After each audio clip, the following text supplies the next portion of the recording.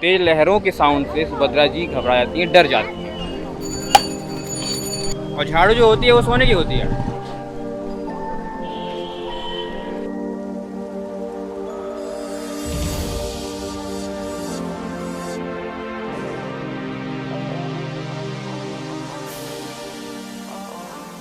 Hello hello hello, मैं पहुंच चुका हूं इस वक्त जगन्नाथ टेम्पल की ओर बढ़ते हुए उन गलियों में जहां से रास्ता कहीं पे अटक जाता है, कहीं पे मिल जाता है। तो इंद्रदुम्न में एक राजा थे और वो विष्णु जी के काफ़ी बड़े भक्त थे, परंतु कठिन तपस्या के बावजूद भी उनको दर्शन नहीं हो रहे थे विष्णु जी के। तो एक रात उनको सपने में दर्शन हो जाता है विष्णु जी का। बट विष्णु जी ये बोलते हैं कि आपको एक कार्य करना पड़ेगा, आपको जाना पड़ेगा उड़ीसा, पुरी, और वहाँ पे एक लकड़ी का लट्ठा आएगा, उससे आपको हमारी मूर्ति बनवानी पड़ेगी। और फिर आप अगर मूर्ति बनवाने में सफल हो जाते हो तो न सिर्फ आपको, आपके परिवार को, आपके राज्य को, बल्कि जो भी इस मूर्ति के दर्शन करेंगे उनकी भी मनोकामनाएं पूरी होंगी। तो पहुंच जाते हैं राजा जी उड़ीसा, पुरी में, और ढूंढने लगते हैं वो कौन सा भाई लकड़ी है। जैसा कि हम जानते हैं कि उड़ीसा में काफ़ी सारे तूफान बीच बीच में आते रहते हैं पूरे के पूरे क्षेत्र में। तो अब कई सारी लकड़ियाँ मिल गई उनको तट पे। अब उनको ढूंढना था लकड़ी कौन सी। एक लकड़ी उन्हें ऐसी दिखी जो काफ़ी ज़्यादा ग्लो कर रही थी, तो उन्होंने सोचा कि वही लकड़ी है, और सच में वो लकड़ी वही थी। ठीक है, जब वो लकड़ी को उठवा के लाते हैं उसकी कार्विंग करवाने के लिए, उसको बनवाने के लिए मूर्ति, कई सारे कारीगरों को बुलाया जाता है। कारीगर जब पहुंचते हैं तो एक खरोच तक उस लकड़ी में नहीं आती। फिर वहाँ पे एक आर्किटेक्ट पहुंच जाता है, काफ़ी बुजुर्ग सा, बट वो बुजुर्ग सा भिखारी टाइप का था, वो लग नहीं रहा था कि आर्किटेक्ट है। बोलता मैं बनाऊंगा भाई इसको। एक्चुअल में वो थे विश्वकर्मा जी, ठीक है, गॉड ऑफ आर्किटेक्ट। तो वो कार्विंग शुरू कर देते हैं, बट उसके पहले वो राजा के सामने एक शर्त रख देते हैं कि मुझे एक कमरा चाहिए बंद दरवाजे वाला, और जब तक मैं कार्य करूँगा, जब तक ये मूर्ति मैं बनाऊँगा, तब तक कोई अंदर नहीं आएगा, और मैं तब तक, जब तक ये पूरा नहीं हो जाता, मैं बाहर नहीं आऊँगा। 1 महीना बीत जाता है बनाते बनाते, और इसी बीच राजा जी की रानी पहुँचती हैं, बाहर से देखती हैं कहाँ पे कार्य हो रहा है, और अंदर से कोई खास आवाज़ सुनाई नहीं देती। मंदिर के लिए रास्ता, धन्यवाद। तो रानी जी को चिंता होती है कहीं वो बुज़ुर्ग कारीगर मर तो नहीं गया। तो ये बात राजा जी को वो बताती हैं और अपने शंका से अवगत करवाती हैं उनको कि भाई जाइए, देखिए, पता करिए क्या लफड़ा है। तो जिज्ञासावश आखिरकार राजा जी दरवाज़ा खुलवाते हैं, अंदर जाते हैं, एक रोशनी निकलती है अंदर से, फिर वो बंद हो जाती है और अंदर कारीगर नहीं होता, लेकिन वो मूर्ति बनी रहती है 3 भागों में, जिसमें एक श्री कृष्ण जी, एक में सुभद्रा जी जो उनकी बहन थी, और एक में बालभद्र जी यानी बलराम जी। लेकिन उनका हाथ कलाई से, आप देख रहे होंगे, रक्षा यहाँ तक ही रहता है। तब भी आप यहाँ पे आएंगे पुरी में और दर्शन करेंगे जगन्नाथ जी की, तो मूर्ति इतनी तक ही है ये। और फिलहाल हम लोग पहुँचने वाले हैं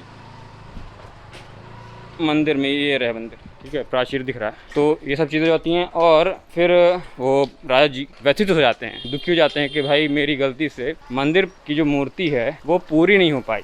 तो आकाशवाणी होती है और ये बोलते हैं कि ये जो मूर्ति है वो इतनी ही बननी थी, तो इसमें परेशान होने वाली बात नहीं है। अच्छा, वो जो लकड़ी थी वो एक्चुअल में, इसके पीछे भी एक कहानी छोटी सी। कहते हैं कि जब आप द्वारका जब जाएंगे, द्वारका में एक कहानी है, जब श्री कृष्ण जी की मृत्यु हो जाती है तो द्वारका भी उनके शव के साथ जलने के साथ ही पानी में डूब जाती है। लेकिन कहते हैं कि उनका हृदय बच जाता है, क्योंकि जब पानी में जब वो डूब रहा होता है तो हृदय ना ही जलता है, बल्कि जलते जलते तैरने लगता है, और द्वारका डूब जाती है। और वो तैरते तैरते पुरी आ जाता है, और पुरी पहुंचने के बाद वो वही लकड़ी होती है, और उसी लकड़ी को इंद्रदुम्न राजा खोजते हैं और उसी लकड़ी से बनाते हैं। और कहते हैं कि हर 20 से 25 साल के बीच में एक मुहूर्त आता है जिसमें लकड़ी को चेंज किया जाता है। जो गुरुद्वारा जहाँ पे मैं रुका हुआ हूँ वहाँ से ये तकरीबन है 2 किलोमीटर। तो ये जो स्ट्रक्चर है आप देख रहे हैं मंदिर का, एक्चुअल में सिर्फ 850 वर्ष पहले का है। और अनंत वर्मन चोडगंग, जो यहाँ के चोडगंग यानी ईस्टर्न गंग के यहाँ पे राजा थे, उन्होंने ये स्ट्रक्चर यानी ये मंदिर एक्चुअली में बनवाया था। उसके पहले भी ये मंदिर यहाँ पे था, मगर जो प्रेजेंट टाइम का स्ट्रक्चर है तब का है। उसके पहले बना भी टूटा भी, जैसा आप जानते हैं समय के साथ सब कुछ बनता टूटता रहता है, वैसे ही। तो ये जो प्रेजेंट टाइम का स्ट्रक्चर है ये बनाया गया था।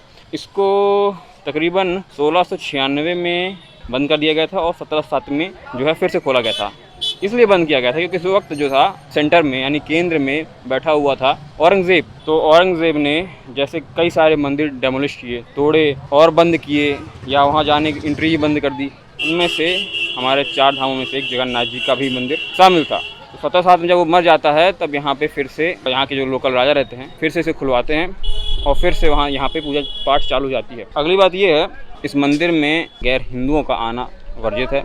यहाँ पे कोई भी गैर हिंदू नहीं आ सकते, जो आस्था नहीं रखते हैं वो भी नहीं आ सकते। परंतु कहते हैं कि 1508 में हमारे गुरु नानक देव जी यहाँ पे पधारते हैं। अगर मैं गलत हूँ तो कृपया सही कर दें। और उनके साथ रहते हैं 7 मर्दाना, और उन 7 फॉलोअर्स को 7 मर्दाना भी बोलते हैं। तो जब यहाँ पे वो आते हैं तो गुरु नानक देव जी यहीं बाहर ही कहीं पे रुके रहते हैं और 7 उनके फॉलोअर्स को लगी रहती काफ़ी भूख। तो गुरु नानक देव जी से बोलते हैं हमें लगी है भूख, तो क्या किया जाए, यहाँ पे खाने के लिए कुछ बचा नहीं है। तो नानक देव जी बोलते हैं अंदर प्रसाद बट रहा है, जाओ खाओ, भगवान का प्रसाद है, इससे बेहतर भोजन कौन सा हो सकता है। तो जब 7 मर्दाने यहाँ पहुँचते हैं तो उनको एंट्री नहीं मिलती, उनको मना कर दिया जाता है। तो नानक देव जी पहुँचते हैं और फिर चालू हो जाता है यहाँ के पुरोहितों और नानक देव जी के बीच शास्त्रार्थ। शास्त्रार्थ से मतलब ये होता है कि आपके पास कितना ज्ञान है, हमें थोड़ा बहुत ज्ञान दीजिए, हम आपको थोड़ा बहुत ज्ञान देंगे और फिर एक दूसरे बात पे एग्री करेंगे या कंक्लूजन होगा। तो शास्त्रार्थ चालू हो जाता है गुरु नानक देव जी के बीच में और यहाँ के प्रीस्ट के बीच में। जब यहाँ पे ये सब चीज़ें हो रही होती है तो यहाँ के राजा रहते हैं वो भी उपस्थित रहते हैं और जब कंक्लूजन आता है तो ये पता चलता है कि नानक देव जी जो हैं इतने ज्ञानी हैं और इतने आस्थावान व्यक्ति हैं, उनको यहाँ पे एंट्री मिलनी चाहिए। तो वो यहाँ पे आते हैं, अंदर आते हैं और दर्शन करते हैं। तो इतिहास में पहली बार ऐसा हुआ कि यहाँ पे किसी भी अन्य धर्म के व्यक्ति को एंट्री मिली है। खैर, नानक देव जी के अलावा आज तक इतिहास में कभी नहीं हुआ कि यहाँ के जो प्रीस्ट हों वो अन्य धर्म के लोगों को अलाउ करें। हाँ, जो ज़बरदस्ती करके बहुत लोग एंट्री कर चुके हैं। जैसे औरंगज़ेब के ही काल में जब 1695 से लेकर 1707 तक इसको बंद कर दिया गया था और जब औरंगज़ेब की मृत्यु जाती है तो यहाँ के राजा जो होते हैं तो इस मंदिर को दोबारा खुलवाते हैं और तब से ये मंदिर लगातार चालू है।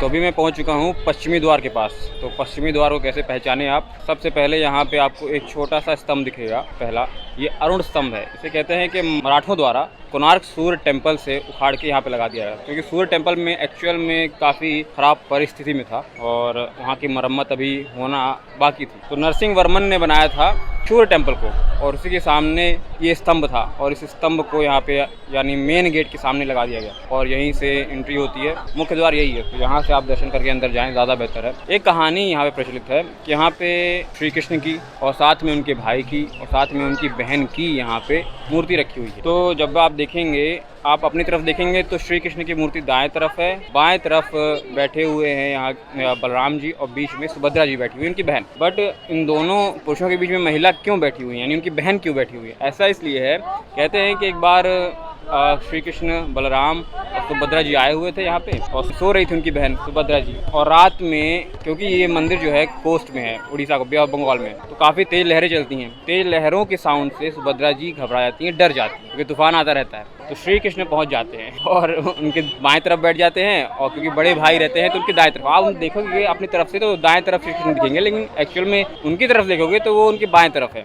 तो पहला नंबर उनके बड़े भाई का, दूसरा नंबर उनकी बहन का सुरक्षा करते हुए और बाएं तरफ सुरक्षा कर रहे हैं श्री कृष्ण जी। अच्छा, बाद में हनुमान जी को बुलाते हैं, इसीलिए यहाँ पे एक मंदिर है बेड़ी वाले हनुमान जी। श्री कृष्ण जी ने हनुमान जी के पैरों को बांध लिया था, इसलिए उनका नाम भी बेड़ी वाले हनुमान जी रख दिया गया। तो अगर आप आते हैं तो बेड़ी वाले हनुमान जी के दर्शन करने के लिए जरूर जाएं। A few moments later. अच्छा, यहाँ पे जगन्नाथ मंदिर में अगर आपको एंट्री करनी है तो आपको पूर्वी गेट से ही आपको एंट्री मिलेगी। यानी आप जगन्नाथ अगर दर्शन करने आ रहे हैं तो पूर्वी गेट में जाएं, वो सिंह गेट कहलाता है, यानी मेन या मुख्य द्वार ही कहलाता है। तो अगर जो भी दर्शन करने आ रहे हैं टेम्पल में तो वो सब पूर्वी द्वार से ही आएँ, ठीक है। अच्छा, इस तरह से कुल मिला के 4 गेट हैं। एक है सिंह गेट, एक है अश्व गेट, एक है हाथी गेट और एक है टाइगर गेट। तो ये जो है ये अश्व गेट है और मंदिर का आपको प्राचीर दिख रहा होगा। तो अश्व गेट से सिर्फ मंदिर के अंदर काम करने वाले वर्कर ही इंटर कर सकते हैं, ठीक है। लेकिन आप अगर एग्जिट आपको करना है तो आप एंट्री तो कर लेते हैं सिंह गेट से, आप बाकी गेट से भी एग्जिट कर सकते हैं। और यहाँ पे जो 4 गेट हैं, 4 इंट्रेंस है और चारों इंट्रेंस में सिर्फ 3 ही यहाँ पे चालू हैं। हाथी वाले गेट से आप एग्जिट कर सकते हैं, मगर हाथी वाले गेट से आप एंट्री नहीं कर सकते, वहाँ से कोई भी एंट्री नहीं कर सकता, ठीक है, ऐसा नियम है। बाकी आप 3 गेट, बल्कि आप चारों गेट से आप एग्जिट करना चाहें आप कर सकते हैं। अच्छा, यहाँ पे एक और गेट है जो है टाइगर गेट। टाइगर गेट में सिर्फ जगन्नाथ में जो लोकल लोग रहते हैं, जगन्नाथ के ही निवासी हैं, जगन्नाथ मतलब यहाँ पुरी के निवासी टाइगर गेट से एंट्री कर सकते हैं। उनके लिए स्पेशली गेट बनाया गया है कि जो यहाँ के निवासी हैं, मूल निवासी हैं, उड़िया लोग, वो सिर्फ टाइगर गेट से एंट्री कर सकते हैं। बाकी लोगों को टाइगर गेट से एंट्री मना है, यानी पुरी से अगर आप बाहर के हैं तो आपको एंट्री अलाउ नहीं की जाएगी। सिंह गेट के सामने जो आपको मैंने बताया था, वहाँ पे एक स्तंभ है जिसे कहते हैं अरुण स्तंभ। तो अरुण स्तंभ को एक्चुअली सूर्य स्तंभ भी कहते हैं, तो कंफ्यूज मत होइएगा। सूर्य स्तंभ इसलिए कहते हैं क्योंकि पहले जो अरुण स्तंभ था वो एक्चुअल में सूर्य मंदिर में था, तो इसलिए सूर्य स्तंभ भी कहते हैं। अरुण स्तंभ ओरिजिनली है, ठीक है। अच्छा, ये जो अश्व गेट है उसमें आप ध्यान देखेंगे जो बाएं तरफ है वो नीले कलर की मूर्ति है। जो मूर्ति है घोड़े वाली मूर्ति है, वो अभी रिसेंटली बनाई, ज़्यादा समय नहीं हुआ है, तो पहले के समय में नहीं है, प्राचीन काल से नहीं है। गेट वगैरह हैं लेकिन पहले से काल में नहीं है। तो जो नीली कलर की मूर्ति है वो श्री कृष्ण जी हैं, और जो सफ़ेद कलर की मूर्ति है यानी काले कलर का, नीले कलर का हल्का हल्का जो घोड़ा है वो एक्चुअल में बालभद्र जी का है। तो दोनों श्री कृष्ण जी और बालभद्र दोनों की यहाँ पे मूर्तियाँ हैं, घोड़े पे बैठे हुई। तो अश्व गेट है, थोड़ा सा इंगित कर रहा है, ठीक है। एक चीज़ और है, अगर गलती से आप लोग पर्स वगैरह ले आते हैं, चमड़े वाली चीज़, चप्पल वगैरह पहन के आप आ जाते हैं, आपको इस विषय में ज़्यादा जानकारी नहीं है, तो यहाँ पे जो है शॉपकीपर्स रहते हैं जो कि स्पेशली जूता चप्पल रखने के लिए होते हैं। मगर कुछ जगहों पे प्रोवाइड तो करवाते हैं, लेकिन कुछ लोग ऐसे भी हैं जो आपके उस सामान से पैसे वगैरह पर्स चुरा सकते हैं। मैं रेलवे स्टेशन में जस्ट पहुंचा ही था, शाम के वक्त रुका हुआ था, और जो पिलग्रिम्स हैं वो लौट रहे थे, तो उनमें से एक व्यक्ति ने बताया मेरा पर्स मैंने रख दिया था एक जगह पे, और जो चप्पल भी रख दिए थे, सब कुछ था मगर पर्स नहीं था। लगभग 6-7 हज़ार रुपये उसमें थे, और ATM कार्ड वगैरह सब था। तो कृपया करके ना लाएँ तो ज़्यादा बेहतर है। एक दिन बाद दर्शन कर लें ज़्यादा बेहतर है, और रात वगैरह में दर्शन करने आने का प्रयास ना करें। वैसे ये 24 घंटा मंदिर खुला रहता है, मगर यहाँ के प्रीस्ट यहाँ वर्कर्स के लिए खुला रहता है, पिलग्रिम के लिए 24 घंटा नहीं खुला रहता है, एक समय निर्धारित है। जो यहाँ के प्रसाद है उसे महाप्रसादम बोलते हैं, जो कि 56 भोग से बनता है। तो अंदर प्रसाद थोड़ा बहुत मिलेगा, उसको सजा के देंगे तो उसका रेट बढ़ जाएगा, तो जो अंदर प्रसाद है वो लें। बाहर ठेले वाले प्रसाद बांटते रहते हैं, तो उनके चक्कर में मत पड़िएगा, वो अंदर नहीं जाता, वो बाहर ही बाहर अपने घर में बना के आपको देते हैं। अगर आपको स्पेशली अंदर वाला प्रसाद चाहिए जो अंदर बनता है, और कहते हैं कि यहाँ पे कई सारी हांडियाँ होती हैं, 7 से 9 हांडियाँ होती हैं, एक के ऊपर एक रखते हैं। सबसे पहले ऊपर वाली पकती है, जैसे कहते हैं ना नीचे आग लगाओ तो सबसे पहले नीचे वाली हांडी जल्द आग पकड़ती है, तो गर्म होता है खाना। जबकि इसमें अजीब बात ये है, यहाँ पे सबसे पहले ऊपर वाली हांडी पकती है, यानी ऊपर वाला पहले खाना बनता है, प्रसाद बनता है, फिर बाद में उसके नीचे नीचे नीचे नीचे। तो ये जगन्नाथ जी का मंदिर का प्राचीर, वहाँ पे हल्का हल्का चांद दिख रहा है।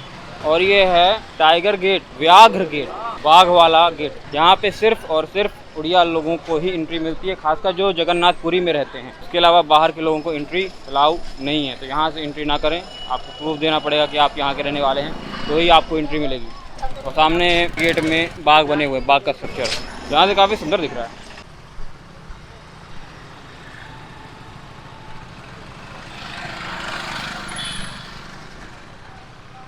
तो ये है महाप्रसाद जो मंदिर के अंदर बनता है। तो इस तरह कई सारे यहाँ पे रखे हुए हैं,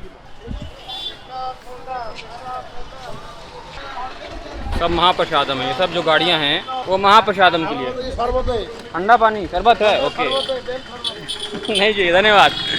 तो पहला जो गेट था वो सिंह गेट था, जहाँ से एंट्री आप कर सकते हैं, यानी सभी एंट्री कर सकते हैं। दूसरा है अश्व गेट, जहाँ से यहाँ के अंदर के जो कर्मचारी हैं, पंडित जी लोग हैं जो काम करते हैं, वो लोग एंट्री करते हैं। और तीसरा गेट है व्याघ्र गेट, जो पुरी के निवासी हैं, पुरी के लोग हैं, वो ये लोग एंट्री करते हैं। और अंत में आता है हस्ती गेट, हाथी गेट। तो यहाँ से एंट्री एक्चुअल में कहते हैं कि मना है, और यहाँ से सिर्फ एग्ज़िट आप कर सकते हैं, entry no entry, only exit. तो ये है हस्ती गेट। यहाँ से प्रसाद वगैरह सब निकलता है, यानी और कहीं से प्रसाद वगैरह निकालने की व्यवस्था नहीं की गई है, सिर्फ यहाँ से। तो ये रहा हस्ती गेट, और अब मैं लौट रहा हूँ, वापस निकलना है मुझे अपने घर के लिए। वापस इंदौर नहीं जा रहा हूँ, यहाँ से निकलूँगा मैं अब सीधे जबलपुर, और वहाँ से कोशिश करूँगा लौटने की अपने रीवा के लिए। होप हस्ती गेट, जगन्नाथपुरी दर्शन और बाकी दर्शन आपको पसंद आया हो। तो मिलते हैं नेक्स्ट विजिट में, तब तक अपना और अपने परिवार का ख्याल रखिए। जय हिंद, जय भारत, जय जगन्नाथ।